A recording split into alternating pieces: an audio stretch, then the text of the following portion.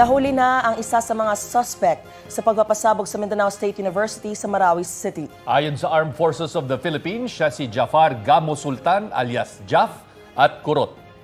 Nadakip siya sa ikinasang operasyon ng mga otoridad sa Barangay Dulay proper sa Marawi City nitong Miyerkules. Kasama raw ni Sultan si alias Omar na nakita ng ilang testigo na nagdala ng improvised explosive device sa Dimaporo Gymnasium. Wala pang pahayag ang suspect. Patuloy naman tinutugis ang iba pang kasabwat sa pagpapasabog kung saan 4 ang nasawi. Halos 50 naman ang sugatan. Samantala, balik face-to-face classes na ang universidad simula sa Lunes, December 11. Bibigyan din ng exemption ng mga biktima ng insidente habang nagpapagaling. Bukod sa dagdag na militar at pulis, magkakaroon din ng regular inspection para sa seguridad ng campus. Kapuso, alamin ang maiinit na balita. Bisitahin at mag-subscribe sa GMA Integrated News sa YouTube.